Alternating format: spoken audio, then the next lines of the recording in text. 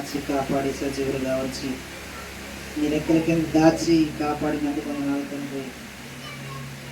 మీ కుమారుడి యొక్క మార్గాన్ని నడిచి మీరున్న లోకానికి రావాలని మీ అనాది కాల సంకల్పాన్ని తెలుసుకొని ఉన్నతంగా మీకోసం బ్రతకాలనే కోరికను తండ్రి ఈ ప్రాంత వాసులైన మీ పిల్లలందరికీ దయచేయండి. వారు చేస్తున్న పని బాటలను మీరు తోడుగా ఉండి వారిని కాపాడండి. రక్షణ వస్త్రాన్ని ధరింపచేయండి. ఉన్నతమైన మీ జ్ఞానాన్ని తండ్రి వివరిస్తూ ఉండగా వినగలిగిన బుద్ధి, గ్రహించగలిగిన మనస్సు ఈ యంత్ర శబ్దం ద్వారా వింటున్న వారికి, ఈ స్థలంలో కూర్చున్న వారికి అనుగ్రహించి మీరు మహిమ పొందమని మా ప్రభువు రక్షకుడైన క్రీస్తు యేసు వారి ఘనమైన నామములో ఈ ప్రార్థన మనం చేస్తున్నాను తండ్రి. ఆమేన్. పరిశుద్ధ గ్రంథం నుంచి సామెతల గ్రంథం 27వ అధ్యాయము ప్రారంభం నుంచి కొన్ని మాటలు చదువుకున్నాం.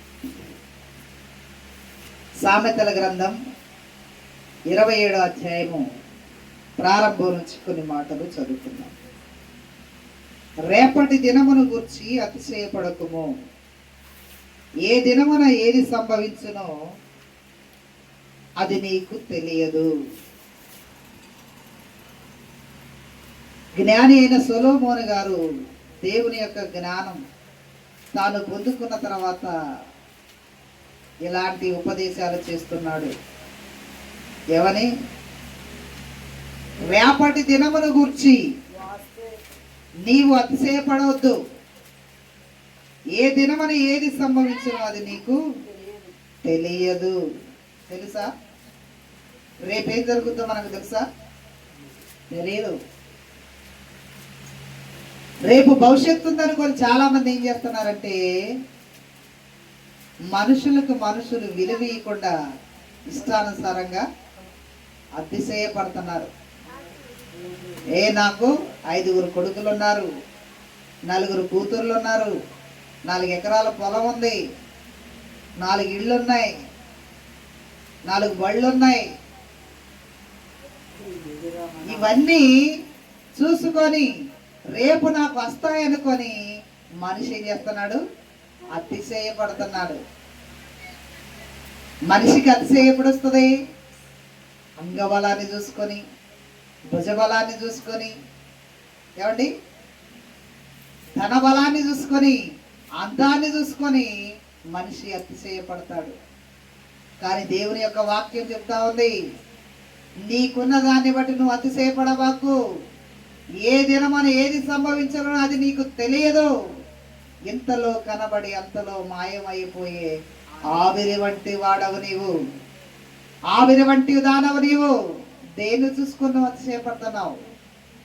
నీకున్న అందాన్ని చూసా, నీకున్న ధనాన్ని చూసా, నీ వెనకున్న భుజబలాన్ని చూసా? ఏమండి, జనబలాన్ని చూసి నువ్వు అతిశయపడుతున్నావేమో. దేవుని యొక్క వాక్యం చెబుతా ఉంది, రేపేమి సంభవించరో నీకు తెలియదు. కాబట్టి నువ్వు అతిశయపడబాకు నా కుమారుడా. దేవుడిచ్చిన ఆయుష్ కాలం ఎంతో విలువైనది. ఈ ఆయుష్ కాలాన్ని నువ్వు ఎంతైతే తగ్గించుకొని బ్రతుకుతావో, నిన్ను నువ్వు ఎప్పుడైతే తగ్గించుకుంటావో నిన్ను హెచ్చించువాడనైన నేను నీకు తోడై ఉంటాను. నువ్వు తగ్గించుకొని ఉంటే, నిన్ను తగ్గించుకొని ఉండాలని, నీవు నా అంతటి వాడు కావాలని, నేనున్న లోకం రావాలని దేవుడు ఎంతగానో ఆశపడుతున్నాడు. కానీ మనిషి ఏం చేస్తున్నాడు? వీటన్నింటిని చూసుకొని రేపటి దినం నాకు బాగుంటుంది, భవిష్యత్తు నాది అందంగా ఉంటుంది, అందరికంటే బాగుంటుంది అనుకొని అతిశయపడుతున్నాడు మనిషి. కానీ మనిషి అతిశయపడవలసింది దేనితో? దేని వలన? పౌలు గారు అతిశయపడ్డాడు. దేన్ని బట్టి? తాను క్రీస్తును నమ్మినందుకు, రక్షణ పొందినందుకు, దేవుణ్ణి బట్టి అతిశయపడ్డాడు. మరి మనమైతే మనకున్న బండిని బట్టి, మనకున్న ఇంటిని బట్టి, మనకున్న రంగును బట్టి, మనకున్న భుజబలాన్ని బట్టి, గజబలాన్ని బట్టి, వీటిని బట్టి అతిశయపడతాం. కానీ భక్తులు వీటిని బట్టి అతిశయపడలేదు. ఎవరిని బట్టి అతిశయపడ్డారు? దేవుణ్ణి బట్టి. ఆ దేవుణ్ణి నేను కలిగి ఉన్నాను, నేను మరణించినా కూడా నాకు భయమేమీ లేదని దేవుని యందు అతిశయపడ్డారు. అది నిజమైన జ్ఞానం. కానీ మనుషులకి నిజమైన జ్ఞానం అర్థం కాక ఈ లోకంలో ఉన్న వాటిని, ఈ లోకంలో ఉన్న వాళ్ళను చూసుకొని అతిశయపడుతున్నాడు. అందుకని దేవుని వాక్యం చెప్తా ఉంది, రేపు దినాన్ని గురించి నువ్వు అతిశయపడద్దు. ఏ దినమున ఏది సంభవించినో అది నీకు తెలియదు. చాలా మంది నాకు తెలుసు, రేపు బాగుంటది, నేను అనుకున్నవన్నీ జరుగుతాయి, నా కోరికలన్నీ సఫలమవుతాయి, నేను నెరవేర్చుకుంటాను, నాకు ఆ బలం ఉంది, నాకు ఆయుష్ ఉంది, నాకు ఆరోగ్యం ఉందని చాలా మంది అనుకొని అతిశయపడుతున్నారు. వెంటనే ఏమైపోతున్నారు? డేలా చెడిపోతున్నారు. ప్రియమైన దేవుని పిల్లలారా, ఎంతో మంది రాజులు ఈ కాలగర్భంలో కలిసిపోయారు. ఎంతో మంది ధనికులు, సంపన్నులు కాలగర్భంలో కలిసిపోయారు. వారికంటే మనం గొప్పవారం కాదు, వారికంటే మనం అందగాళ్ళం కాదు. ఎందులో చూసినా మనందరం తక్కువ వారమే. మనకంటే అందగాళ్ళు, మనకంటే రాజులు, మనకంటే గొప్పవారు కాలగర్భంలో కలిసిపోయారు. ఈ భూమి మీద యేసుక్రీస్తు కంటే జ్ఞాని అయిన వాడు, యేసుక్రీస్తు తర్వాత జ్ఞానం కలిగిన వాడు, ఈ లోకానికి జ్ఞానాన్ని చెప్పిన వాడు, ఈ లోకానికి జ్ఞానాన్ని వివరించిన వాడు సొలొమోను అంటున్నాడు, రేపటిని గురించి నువ్వు అతిశయపడద్దు. అమ్మ మాట్లాడమాకండి. రేపటి దినమున గురించి నువ్వు అతిశయపడుతున్నావేమో, ఏ దినమున ఏది సంభవించినో అది నీకు తెలియదు. దేవుడు చెప్పిస్తున్నాడు రాజైన సొలొమోనుతో. చాలా మంది దేవుడిని నమ్ముకోకపోవడానికి కారణం ఏంటో తెలుసండి. రేపు నేను ఇంకా అనుభవించాలి కదా, రేపు నేను ఇంకా సుఖపడాలి, రేపటిని బట్టి ఆలోచించుకొని భవిష్యత్తు బాగుంటుంది అనుకొని మనిషి దేవుని దగ్గరకు రావట్లేదు. ఎందుకంటే ఈ లోక సుఖాన్ని కావాలనుకుంటున్నాడు. ఈ లోకంలో సుఖాన్ని నువ్వు ఎంత అనుభవించినా అది నీకు కొంతకాలమే. నిజమైన సుఖం, నిన్ను విడిచిపెట్టని సుఖం, మరణించిన తర్వాత కూడా నిన్ను విడిచిపెట్టని ప్రేమ, నిన్ను యుగయుగాలు సంతోషంగా ఉంచే ప్రేమ దేవుడిది. ఆ దేవుని ప్రేమను, ఆ దేవుని జ్ఞానాన్ని నువ్వు కలిగి ఉంటే అప్పుడు నువ్వు అతిశయపడు. నేను అతిశయపడుతున్నాను అన్నాడు పౌలు గారు. దేన్ని బట్టి? ప్రభువును బట్టి. మనం ప్రభువును బట్టి అతిశయపడుతున్నావా? మన చుట్టూ ఉన్న వారిని బట్టి, మనకున్న అందాన్ని బట్టి, మనకున్న ధనాన్ని బట్టి, మన చుట్టుపక్కల ఉన్నవారిని బట్టి, మన బిడ్డలను బట్టి, మన కొడుకులను బట్టి, మన సంతానాన్ని బట్టి అతిశయపడుతున్నామేమో. ఈ అతిశయము నిన్ను నరకానికి తీసుకెళ్తుంది. నువ్వు అతిశయపడవలసింది ప్రభువును బట్టి అతిశయించాలి. నేను ప్రభువును కలిగి ఉన్నాను, ఆయన ఈ లోకాన్ని జయించాడు, నేను కూడా ఈ లోకాన్ని జయిస్తాను అనే ధీమాతో నువ్వు ప్రభువునందు అతిశయపడాలి.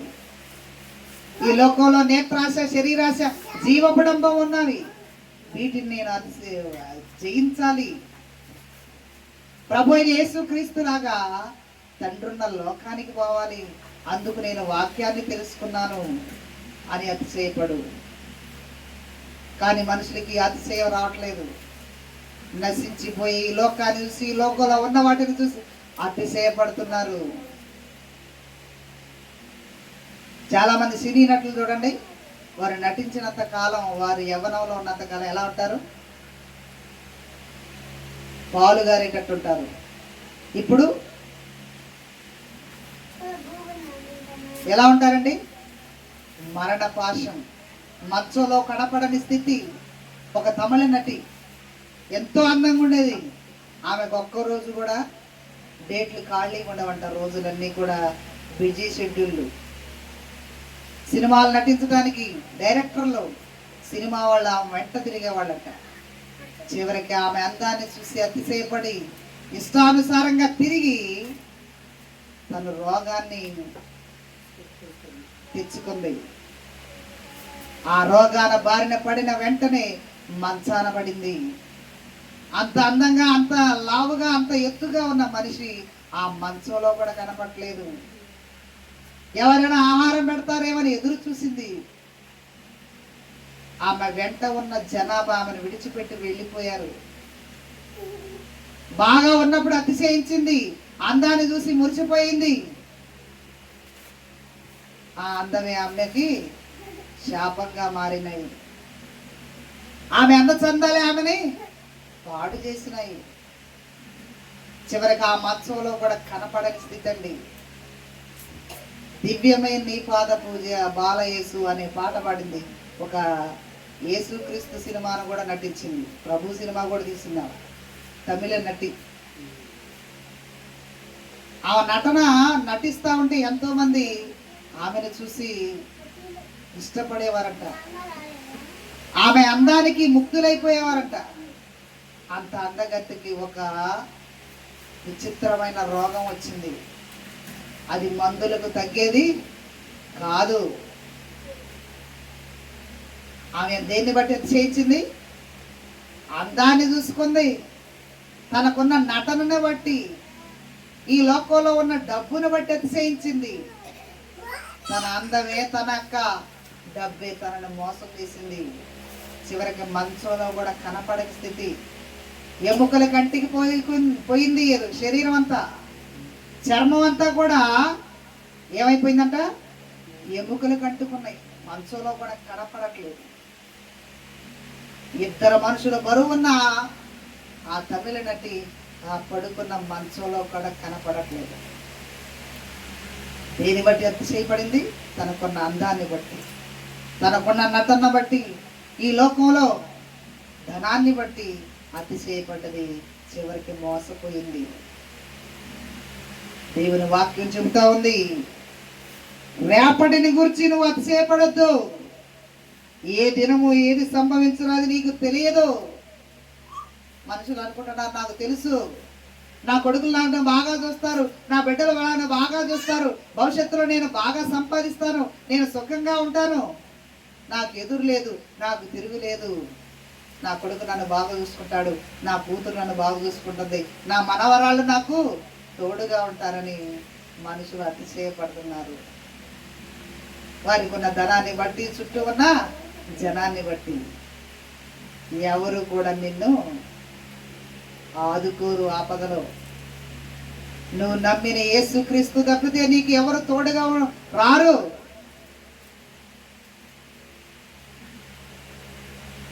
అతిశయపడుతున్నావేమో ప్రియా దేవుని బిడ్డ, ప్రభువునందు అతిశయపడు. పౌలు గారు అతిశయపడ్డాడు. ప్రభువునందు నేను బ్రతుకుతున్నాను, ప్రభువునందు నేను ఆనందిస్తున్నాను అన్నాడు. నా అతిశయము ఆయనే అన్నాడు. ఆయన బట్టి ఈ లోకంలో నేను అతిశయిస్తున్నాను అన్నాడు. మరి మనం దేన్ని బట్టి అతిశయపడుతున్నాం? ఆ తమిళ నటి తనకున్న అందాన్ని బట్టి అతిశయపడింది. చివరికి మంచంలో కూడా కనపడని స్థితిలో, దారుణమైన స్థితికి వెళ్ళిపోయి చచ్చిపోయింది. ప్రియమైన దేవుని పిల్లలారా,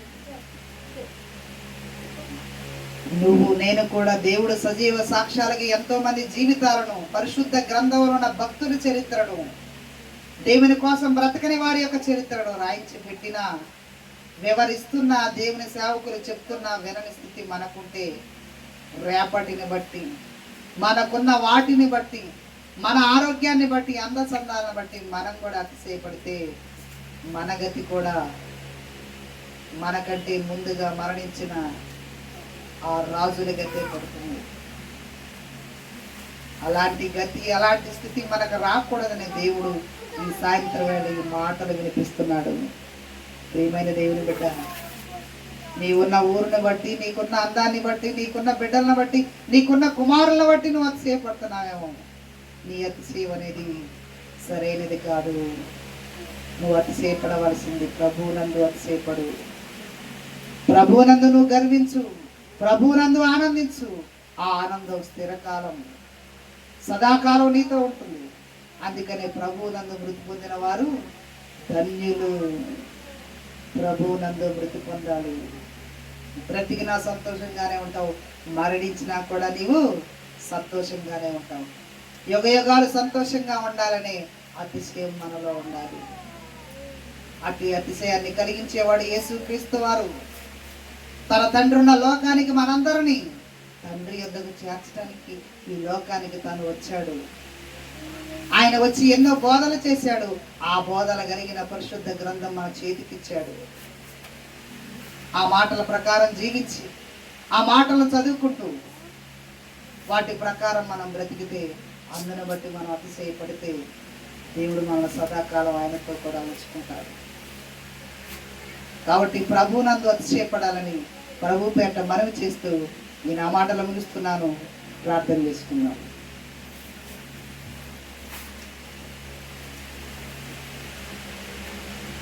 ప్రేమ నమ్మకం కలిగిన పరలోకపు తండ్రి, ఇప్పటి వరకు మీ మాటలను అందరికీ వినిపించి వాటిలో ఉన్న పరమార్థాన్ని గ్రహించాలని మాకు అందించినందుకు వందనాలు.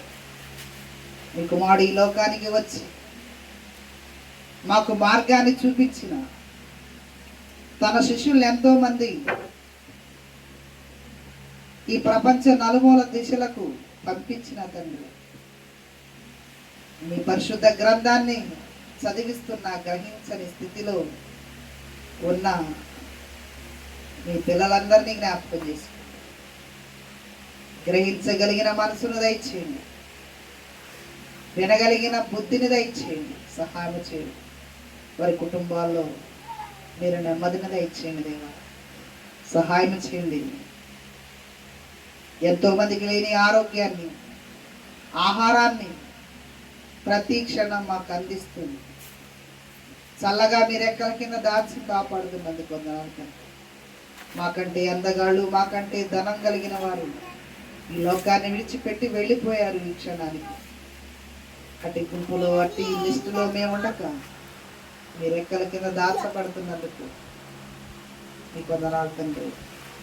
మీ వాక్యాన్ని బట్టి, మీ జ్ఞానాన్ని బట్టి, మీరు ఇచ్చిన రక్షణ బట్టి అతిశయపడక, ఈ లోకంలో ఉన్న వాటిని గురించి ఎన్నోసార్లు మేము అతిశయపడ్డాము, ఎన్నోసార్లు మేము గర్వించాము తండ్రి. మమ్మల్ని క్షమించండి అయ్యా, కనికరించండి, కాపాడండి తండ్రి. ఈ లోకంలో ఉన్న వాటిని బట్టి మేము గర్వాన్ని కలిగి ఉన్నాము. ఎన్నో సందర్భాలు ఈ లోకంలో ఉన్న వాటిని బట్టి మేము అతిశయపడ్డాము, ఆనందించాము తండ్రి. మమ్మల్ని క్షమించండి. మిమ్మల్ని కలిగి తండ్రి అతిశయపడే మనసును దయచేయండి. ఈ లోకానికి మిమ్మల్ని నమ్మిన వారు ఉప్పుగా ఉంటారన్నారు, వెలుగులాగా ఉండాలని కోరుకున్నారు తండ్రి. అట్టి వెలుగు మాలో లేకుండా పోయిందేవా, అట్టి ఉప్పు లాంటి శుద్ధమైన తత్వం మాలో లేకుండా పోయిందేవా. ఈ లోకాన్ని చూసి, ఈ లోకంలో ఉన్న వాటిని చూసి అతిశయపడుతున్నాం. ఆ అతిశయాన్ని తండ్రి తీసివేయండి. మీ కుమారుడైన క్రీస్తునందు అతిశయపడి మీరున్న లోకానికి చేరుకోవాలని చక్కని జ్ఞానాన్ని ఈ మాటలు విన్న, ఈ ఆరాధనలో పాల్గొన్న ప్రతి బిడ్డకు దయచేయమని, సహాయం చేయమని, ఈ ఆరాధనలో పాల్గొన్న ప్రతి బిడ్డకు మీరు తోడుగా నడిపించమని, ఈ పరిసర ప్రాంతాల్లో నివాసం ఉంటున్న ప్రతి కుటుంబాన్ని మీరు జ్ఞాపకం చేసుకున్నాను. చిన్న మందగా కూడి మీ నామాన్ని స్మరించగా మీరు తోడుగా ఉండి నడిపించినందుకు వందనాలు తెలియజేస్తుంది. మా ప్రభువును రక్షకుడైన క్రీస్తు యేసు వారి ఘనమైన ఉన్నతమైన నామాలు ఈ ప్రార్థన మనవులన్నీ చేస్తూ ఉన్నాను తండ్రి, ఆమేన్. మన తండ్రి అయిన దేవుని ప్రేమ, ఆయన కుమారుడైన క్రీస్తు కృప, పరిశుద్ధాత్మ యొక్క అన్యోన్య సహవాసము సదాకాలము మనకు, మన కుటుంబాలకు, గ్రామాన్ని ఏలుతున్న నాయకులకు సదాకాలము తోడుగా ఉండి మనందరినీ దీవించి ఆశీర్వదించునుగాక. ఆమేన్. ఆమేన్. అందరికీ వందనాలు.